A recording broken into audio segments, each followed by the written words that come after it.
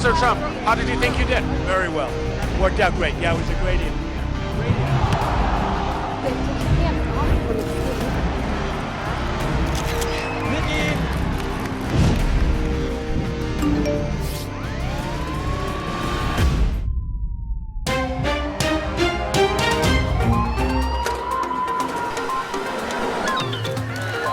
Worked out great. Yeah, it was a great interview.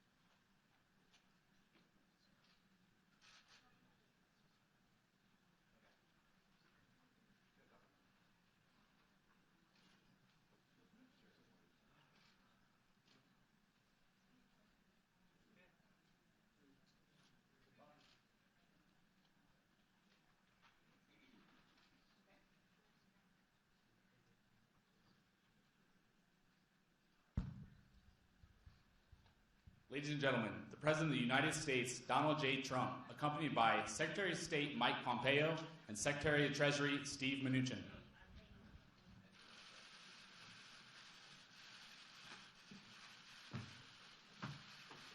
Thank you very much. Thank you.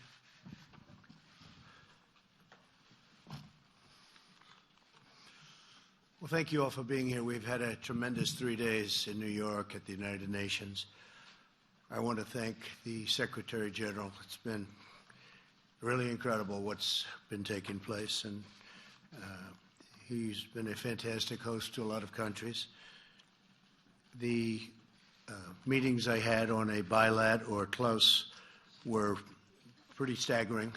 I think we set a new record, but you'll have to check that out. We met very for pretty extended periods of time, either 2-on-2, 1-on-1, or just about at that level, with Pakistan, Poland, New Zealand, Singapore, Egypt, South Korea, United Kingdom, India, Iraq, Argentina, Germany, Brazil, France, Japan, Ukraine, Honduras, El Salvador, Saudi Arabia, Jordan, Bahrain, Kuwait, Qatar, Oman, UAE, Chile, Colombia, Ecuador, and Peru. Other than that, we weren't too busy over the last 3 days. And unfortunately, the press doesn't even cover it. You know, we've made some fantastic deals, like with Japan. For farmers, we have a tremendous trade deal with Japan, and that doesn't get covered because you waste your time on nonsense.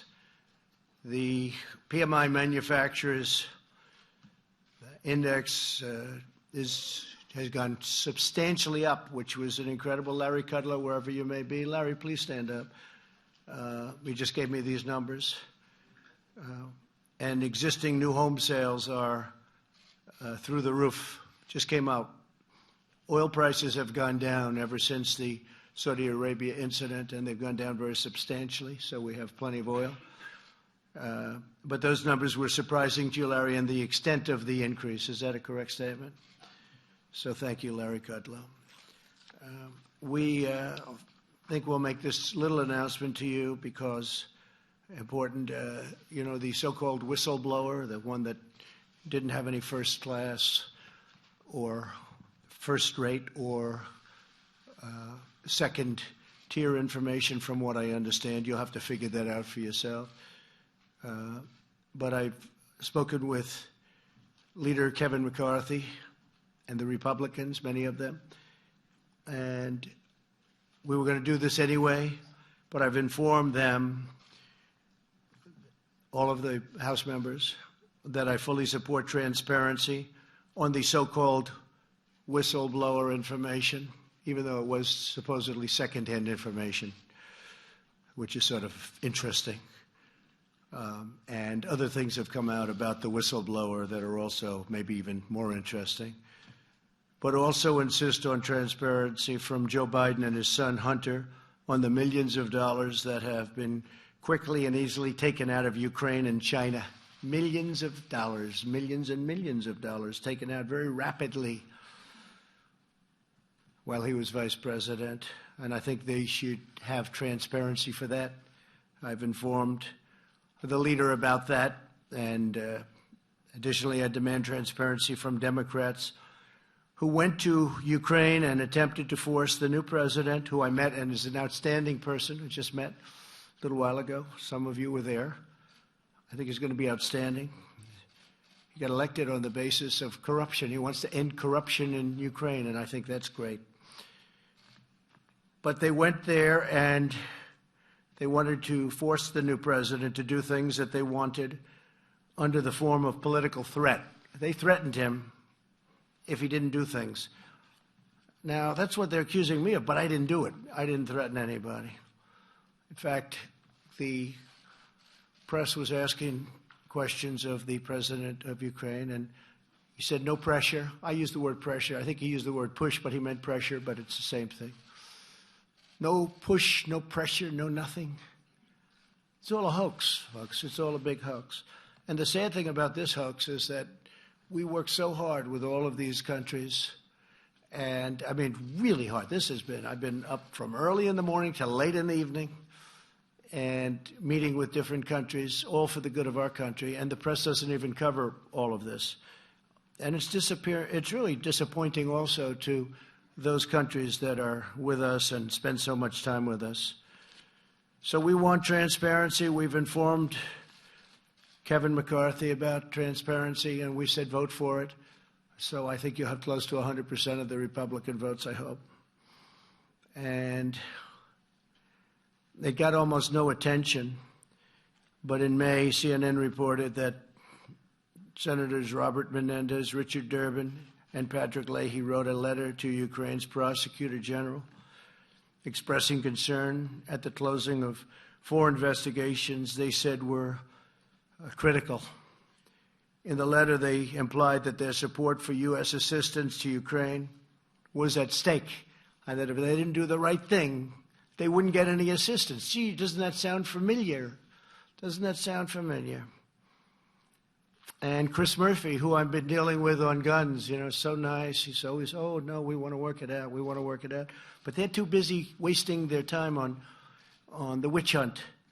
So Senator Chris Murphy literally threatened the president of Ukraine that if he doesn't do things right, they won't have Democrat support in Congress. So you're going to look all of this up. One other thing, I'm just going off certain notes and elements of what we've been doing over the last 3 days, but this just came up a few minutes ago. The Amazon Washington Post just put out a fake article that acting director of national intelligence, Joseph McGuire, who I've gotten to know, and he's a tough cookie, and I was surprised, I was shocked to hear this, was going to quit, blaming the White House for something that they wouldn't let him talk openly, freely. And I was shocked because I know Joe, and he's tough guy. And I was really surprised to hear he was going to quit. Before I could even either talk to him or talk to anybody else, he put out a statement. I didn't speak to Joe yet. But he said, at no time have I considered resigning my position. In other words, the story in the Washington Post was a fake. At no time have I considered resigning my position since assuming this role on August 16th, 2019. I have never quit anything in my life, and I am not going to start now. I'm committed to leading the intelligence community to address the diverse and complex threats facing our nation. That's from the acting director of national intelligence, a very good man, Joseph McGuire.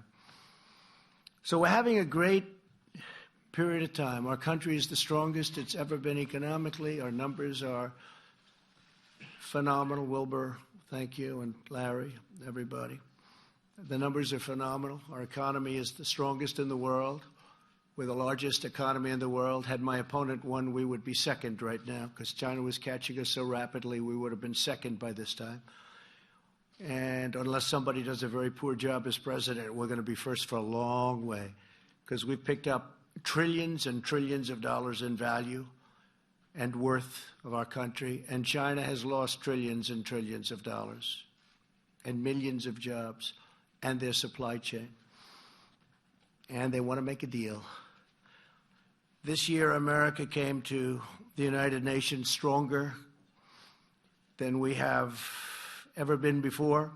Since my election, the United States has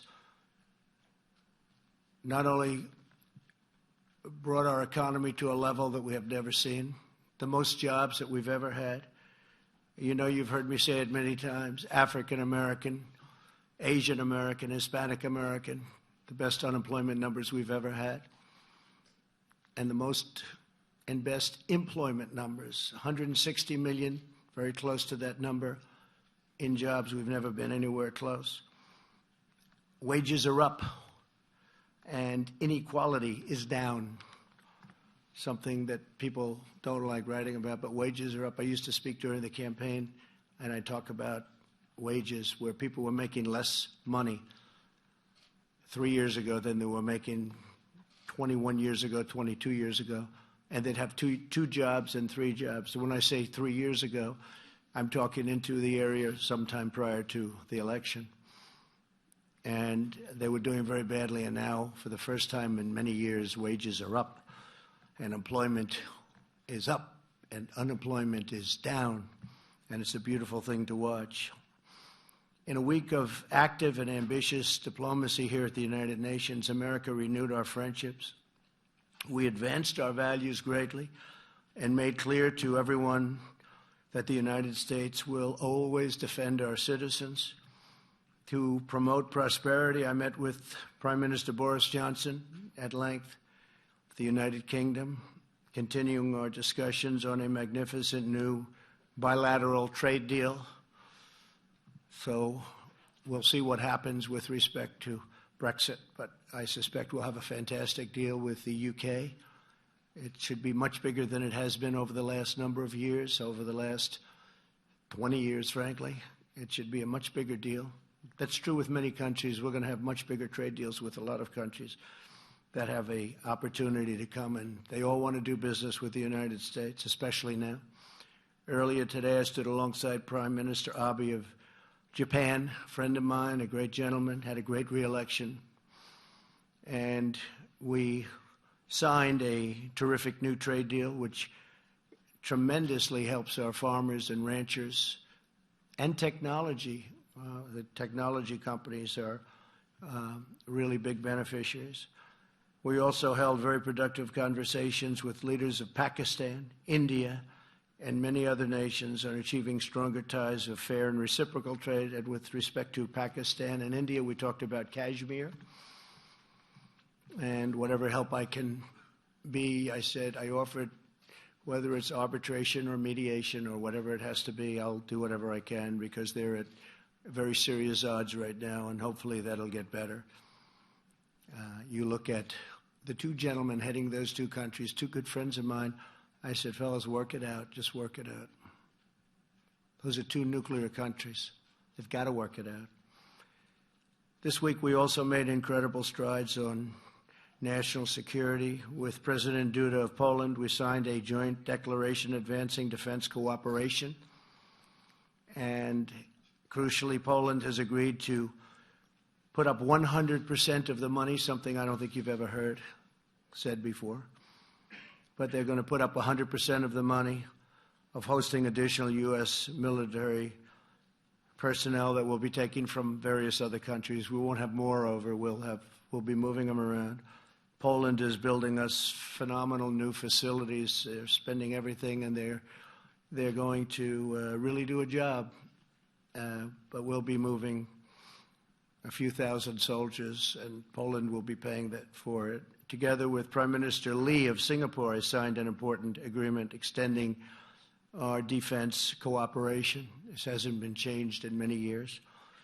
And yesterday I met with prospective members of the Middle East Strategic Alliance, which is a group that I know very well. I know all of them. And through this effort, the nations of the Middle East are taking more responsibility for securing their own future and their own neighborhood.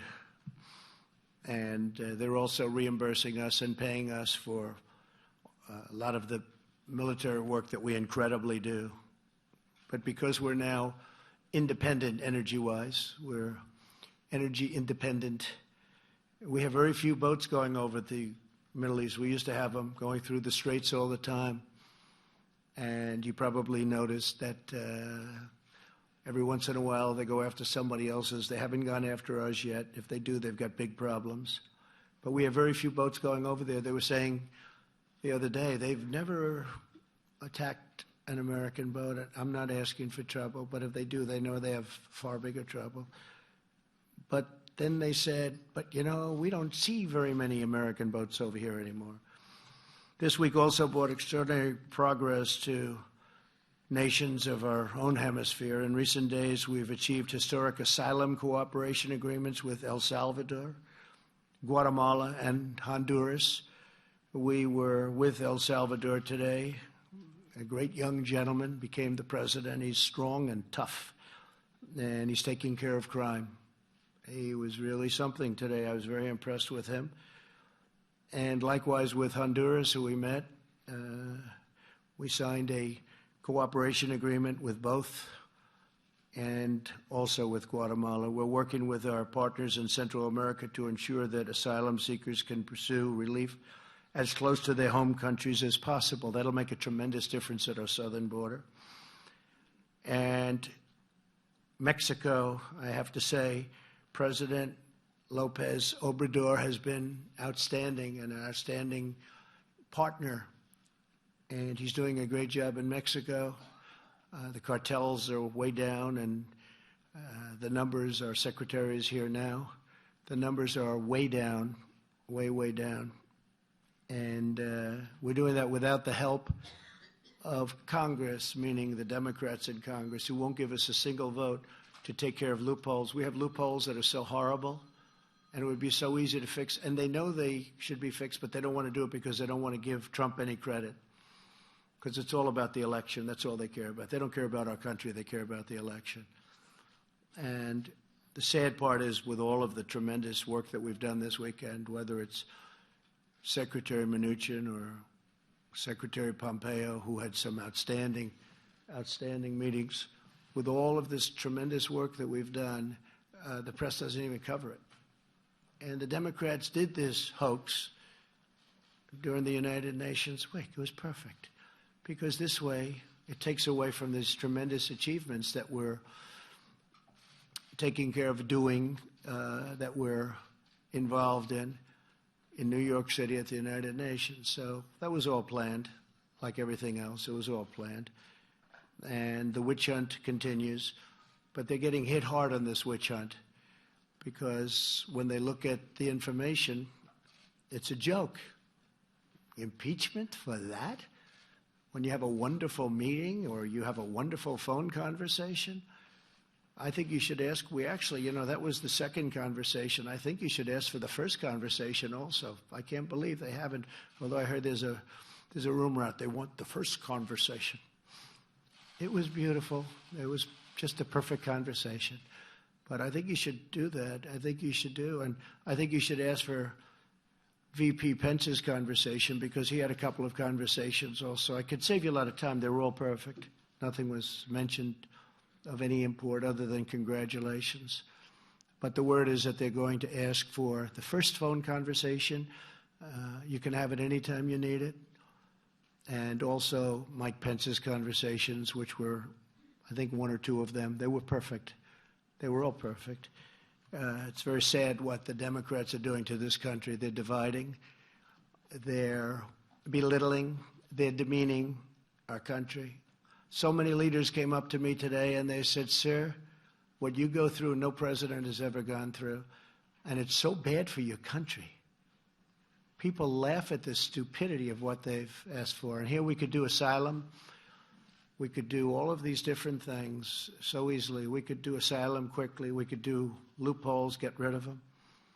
Instead, we actually make deals with Mexico and with Guatemala, El Salvador, Honduras. And we're doing it with them instead of with our Congress. But we're doing it. We get it done. The wall is being built, by the way. It got little coverage. I went to the border.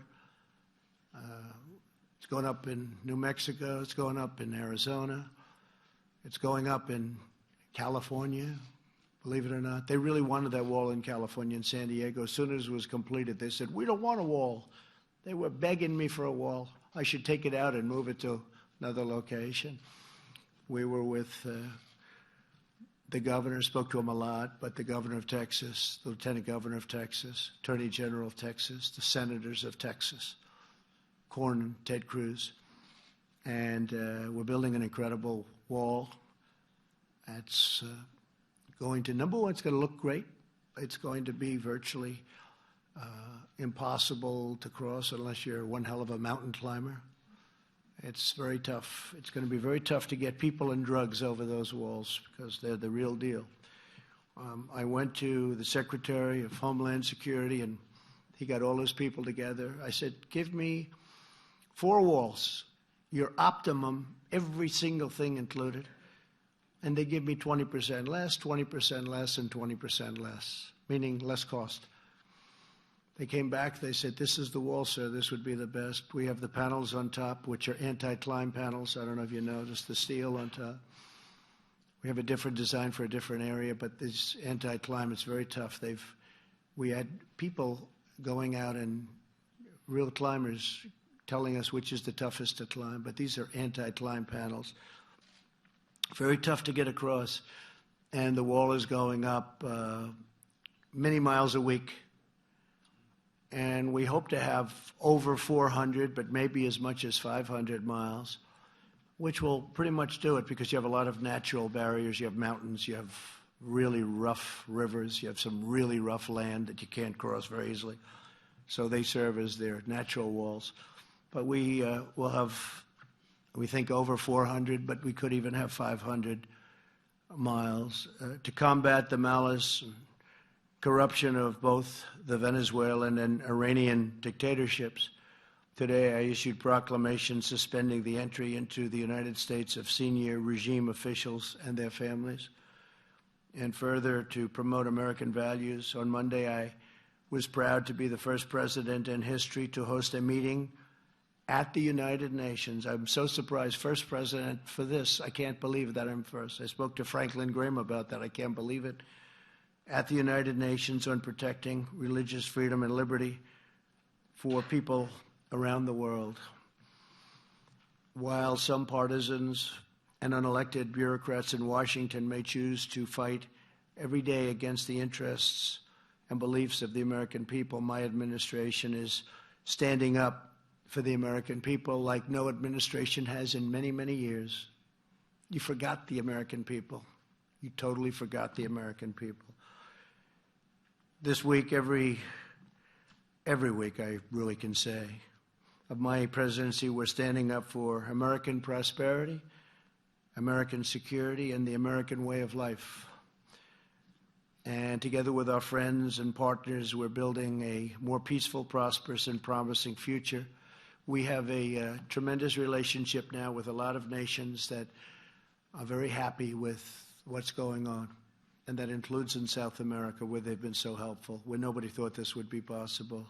The relationship with Mexico as an example, or El Salvador, or Honduras, or Guatemala. Nobody even knew about it, yet we sent them hundreds of millions of dollars. And all we got back was caravans of people pouring in. We had tremendous, it was terrible. And we've got that stopped, and the countries are now helping us. And we stopped those payments, by the way. We don't pay those countries that money anymore. But I will tell you, if they're as good as they seem to be, they're really doing a job on crime and stopping the wrong people from leaving and coming to the United States. We'll be helping them a lot with economic development projects and other things. So with that, we had a tremendous 3 days. It was beautiful to see. Made a lot of new friends. I read you a list of all the countries I saw, pretty much one-on-one.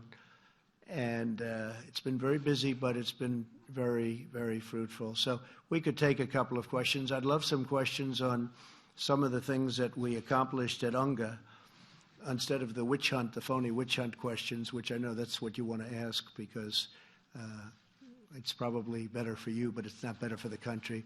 So maybe we'll take a few questions, please.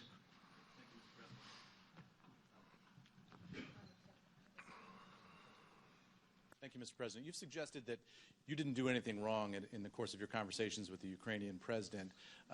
But can you explain to the American people why it is appropriate for an American president to ask a foreign leader for information about a political rival, and what you would have said if you discovered that Barack Obama perhaps had asked a foreign leader for information about you before you campaigned for the presidency? Well, that's what he did, isn't it, really, when you think about it? Look, that whole witch hunt was started, and hopefully that'll all come out. But there have been some fantastic books written that just came out, whether you look at Greg Jarrett or McCarthy's book that just came out recently, and so many other books. A lot of books are coming out. When you start reading those books, you see what they did to us.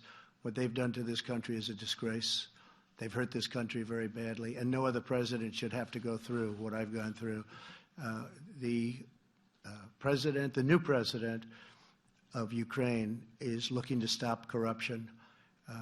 There's a lot of corruption going on, and there was corruption. I just told you about senators that threatened him with votes and no money coming into Ukraine if they do things. That's really what people are trying to say that I did, but the only difference is I didn't do it. You take a look at that call. It was perfect. I didn't do it. There was no quid pro quo, but there was with Biden, and there was with these senators, and they threatened. They said, you do this, you do that, we're not going to give you votes. That's the real deal. So we have an honest group of people that have been maligned, and it's a lot of people say I'll do even better. I'm very happy. Yesterday, I guess we had a 53 poll, and a lot of people say add 10 points to anything. Anybody voting for Trump, you can add, anytime you get a poll, you can add 10 points or 7 points or 6 points, take it any way you want. But I don't know if I consider that to be a compliment. But in one way, it is a compliment, and I guess that's what happened in the last election. Far more people came to vote than anybody thought possible. So why should the American people then be comfortable with an American president asking a foreign leader for information about American citizen? Well, I think you can look at your senators, and you can look at Biden, and you can look at all these other people, but what we're looking for is corruption. An investigation started called the Russian witch hunt, affectionately, and it was a total phony scam. It was set up by people within the government to try and stop somebody from getting elected. And after that person, namely me, won, and convincingly won at 306 to 223 in the Electoral College, which, by the way, when you run a race, if you're running if you go by the college, Electoral College, that's a much different race than running popular vote. And it's like the 100-yard dash or the mile. You train differently. And I can't help it that my opponent didn't go to Wisconsin and should have gone much more to Michigan and Pennsylvania and other places, but that's the way it is. We won an election convincingly, and then you had the text message on, well, if she doesn't win, we've got an insurance policy. How bad was that? You know what the insurance policy, that's sort of what has been taking place over the last number of years, the insurance policy. Now, there are a lot of very dishonest people. We're the ones that played it straight. And you know what? The millions of people out there that are looking at what's going on, those people understand it. They see it, and they think it's disgusting. And our people are being hurt, and our country is being hurt. When a Nancy Pelosi allows her position to be taken over by radical far-left socialists, or worse, that's pretty bad. That's pretty bad, especially when the senators and all of these other people have actually done what they're accusing me of doing, which I didn't do. I'm going to have Mike Pompeo say a couple of words. I'm going to have Steve Mnuchin say a couple of words, and then we'll do a couple of more questions. Mr. President, I thought I'd start by talking about Iran. We had a productive week. We saw the Europeans take a position with respect to the attacks that took place in Saudi Arabia, making clear this was Iran, just as President Trump and I had been saying, and have now joined us in saying that the existing JCPOA framework is just not going to work. It's not going to solve the world's problems. It's not going to create Middle East stability. Then we had a good set of meetings with our Middle East allies as well. The President joined for a meeting of the GCC where we talked again about how we can help deter. We want peace. We want a peaceful resolution with the Islamic Republic of Iran. We're hoping we can get that way. In the end, it'll be up to the Iranians to make that decision, or whether they'll choose violence and hate. And as the President said in his speech yesterday to the General Assembly, if their bloodthirst will continue.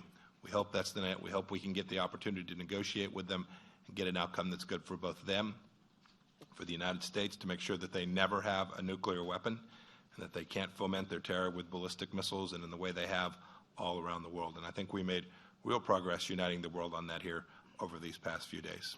Thank you. Thank you.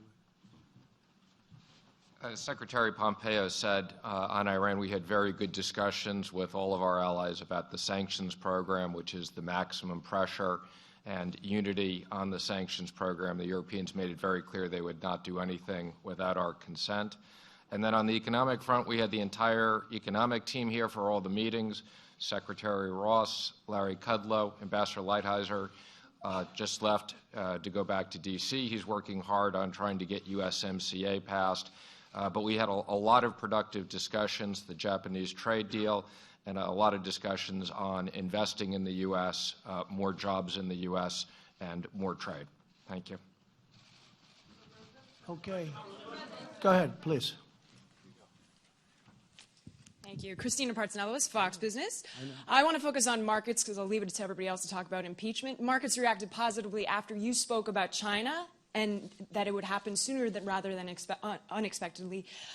Yet you have the foreign minister of China saying that they have no intention of unseating the United States, and yet they're investing heavily in infrastructure and military. Not anymore, maybe. But what is and different maybe they this just time? say that, Christine. What is different this time, though? The fact that you're saying it's progressing.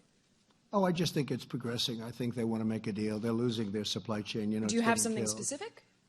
Well, I don't want to say that, but I can tell you that these two men, and in this case, more specifically, Steve, we're having some very good conversations, and I guess it's next week that a group is coming in, and the week after. So we have a lot of talks going on, and also by telephone. They want to make a deal, and you know why they want to make a deal? Because they're losing their jobs, and because their supply chain is going to hell, and companies are moving out of China, and they're moving to lots of other places, including the United States, and that's not good. That's far worse than they thought. And by the way, in the meantime, we're taking in billions and billions of dollars in tariffs. We're taking in tremendous numbers in tariffs, and we're helping our farmers who got targeted. Now, by the way, China is starting to buy our agricultural product again. They're starting to go with the beef and all of the different things. Pork, very big on pork. But if you look and if you see, and they actually put out, I think, a statement, but they're starting very heavy to buy our ag again. No, they want to make a deal, and they should want to make a deal. The question is, do we want to make a deal? If USMCA doesn't pass through Congress, is that it for NAFTA? Well, that would be a shame. Well, I don't want to answer that question, but you know how I feel about NAFTA. I think NAFTA is the worst trade deal ever made, although I also happen to think World Trade Organization was not one of the greats, not one of the greats. That was the creation of China, which went like a rocket ship from the day they signed. It was terrible. But no, we're going to find out. That's going to be a very interesting question with Nancy and Chuck and all of these people focusing on the witch hunt because they can't beat us at the ballot. They can't beat us at the ballots, and they're not going to win the presidential. We're having great polls. We have internal polls that are fair. Ohio, Iowa, Pennsylvania's looking good. North Carolina, we just won two races that a lot of people we thought we were going to lose both those races. One was down 17 points 3 weeks before the race, and he ended up winning by a substantial margin, and Dan Bishop. And then we had a second race, as you know, and he was up 1 or 2 points, and he ended up winning by, 25 points or some incredible, I'll ask you folks because I don't want to be inaccurate, otherwise I'll have a front page story. We have breaking news. Trump exaggerated. But he won by many, many points, and he was leading by maybe 2, maybe 3, but he won by in the 20s.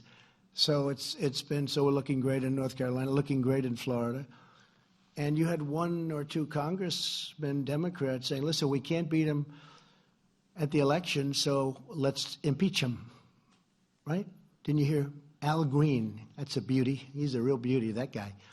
But he said very distinctively, it was all over the place. I don't know, they're trying to lose that tape, I guess. But he said, we can't beat him, let's impeach him.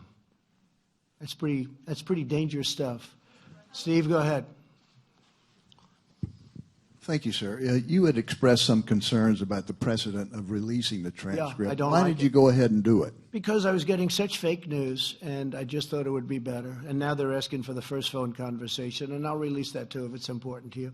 But they're asking for, because I had a conversation on a previous election plateau that he had hit. The current president hit a couple of different plateaus, and I spoke to him previous to the call that we released, which was a very innocent call, very, very innocent, very nice call. And as he said, I wasn't pushed. I wasn't pushed, meaning pressured. He wasn't pressured at all. But I don't like the concept of releasing calls, because when a president or a prime minister or a king or a queen calls the United States, you don't like to say, gee, we're going to release your call to the fake news media and they're going to make you look like a fool. What happens is it's hard to do business that way. You want to have people feel comfortable. So I hated it, but you folks were saying such lies, such horrible things about a call that was so innocent and so nice. In fact, Lindsey Graham said to me when he read it, it was very interesting. He's a good man. He's a smart man. He said, I can't believe it. I never knew you could be this really nice to a person. He said, I cannot believe it. You were so nice. I didn't think you had that in you to be so nice. I was nice. I'm nice to a lot of people. People don't understand that. But I was. But he was shocked that it was such a nice call. And he said, there is nothing here. And all fair people say the same thing. But I don't like the precedent, Steve. I don't like it where you're dealing with heads of state and to think that their call is going to be released. But I felt that, and, you know, we spoke to Ukraine about it. Mike actually called up his counterpart, and we spoke to Ukraine about it because it could have been, if they didn't want us to do it, we would not have done it. But he actually said that was a very innocent call. You can release it all you want. And are you now braced for a long impeachment saga? Well, I thought we won. I thought it was dead. It was dead. The Mueller report, no obstruction, no collusion. You look at all of the things that happened. Corey Lewandowski was fantastic the other day as a person that they have been tormenting. You look at all the people that they've tormented, all the legal fees. People came here with bright eyes. They wanted to make life so great for other people, and they left where they spent hundreds of thousands of dollars in legal fees that they didn't have. And it's a sad thing. What these Democrats have done to ruin lives is so sad. I have seen people with only good intention. They came to Washington because they wanted to make the United States and the world a better place. And they went home, they were dark. They got hit by Mueller subpoenas. I think there were 2,500 subpoenas or some ridiculous number. 500 people were interviewed. And yet they don't interview Joe Biden and his son. If you're a Democrat, you have automatic protection. That's years and years of people putting in certain people into positions. But when you look at all of the trauma that these fakers have caused, and the press, look, much of the press is not only fake, it's corrupt. These stories they write are corrupt. They're so wrong, and they know that. You know, it used to be, I used to get great press until I ran for politics. I mean, I used to be the king of getting good press. I was very good at it, and I got good. I mean, they covered me well for what otherwise I probably wouldn't be here. And once I ran, I said, boy, this is incredible. But if you see the way they treat my family, used to be treated great. My family works so hard. The people that work with me, these people, all of these people, they work so hard. They've done such a good, look, we have the greatest economy we've ever had. We have a military, $2.5 trillion. We've rebuilt our military. You don't hear the vets complaining. We got choice approved. It couldn't be approved. But when you see what happened with the viciousness, and when you see little Adam Schiff go out and lie and stand at the mic, smart guy, by the way, stand at the mic and act like he's so serious, and then he goes into a room with Nadler, and they must laugh their asses off. They must laugh their asses off. But it's so bad for our country. People have said, Rush Limbaugh, great man, Sean Hannity said it, a lot of people have said it, Mark Levin, they said they don't know if one man anywhere in the world with all the men they know, or woman, that could handle what I've had to handle. And I think that's true, but I handle it. To me, it's like putting on a suit. All right, how about one more question? Question on the economy. A question on the economy. Go ahead. Go ahead. Hi, Mr. President. VP ITV from Venezuela, Caracas, Venezuela. Good, wow. Yeah. How are you doing? How are you doing over there? Pretty bad. Yeah, Our situation I would say is pretty bad, yeah. Sad. Yeah, but we are fighting. And it was one of the great countries and one of the richest countries Not so long ago, Yeah. 15 years ago. It's incredible. But we are going to make it. Right. I agree with that. And we're helping you. Yeah. We're helping you. Yeah, I know. And thank you. Go ahead. I have two questions Go ahead. to take advantage of this. Maduro traveled to Russia and Diosdado Cabello to North Korea, two of the most antagonist nations in the U.S. interests. What can be done to contain this? What are they looking for in that country? And because the special envoy, Mr. Abrams, said that the Russians are willing to negotiate it. This is one question. And the other, Mr. President, you say that the socialist is one of the biggest challengers. You said yesterday in the United Nations, but the region is far from safe.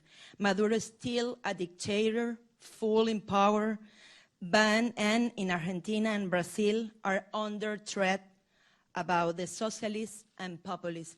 Are you worried about it? Well, I just say that socialism will never happen in the United States, can't happen in the United States. And Venezuela, unfortunately, I have to use your country as the example of what socialism can do, how it can tear the fabric of a country apart. Because I know a lot about Venezuela. I've had many friends of mine come from Venezuela. They live, many in Miami, a certain section of Miami. I won't mention the name because they'll say I'm thinking about my business, and I'm not. But they are fantastic people, and they like your president. They voted overwhelmingly for me. They like what I'm doing for Venezuela. We have Venezuela very much in our hearts and very much in our sights, and we're watching it very carefully. And you know what I would say? We're giving millions and millions of dollars in aid, not that we want to from the Maduro standpoint, but we have to because on a humanitarian, people are dying. They have no food, they have no water, they have no nothing. They're dying, no medicine. The hospitals are closed or don't even have electricity. It's so sad to see. Let me just say that we have it under control. We're watching it very carefully, and we're going to be very, very. We're watching it very carefully, including other countries that may or may not be playing games. We're watching it very closely. But you know, if Russia is talking with USA or Guaido, what can you tell about us? Just put this in the back of your mind. It's all going to be fine. We know everything that you said, and it's all going to be fine. We're very much involved. We very much know what's going on, and we're very much involved. Okay? Thank you all very much. Thank you. Thank you very much.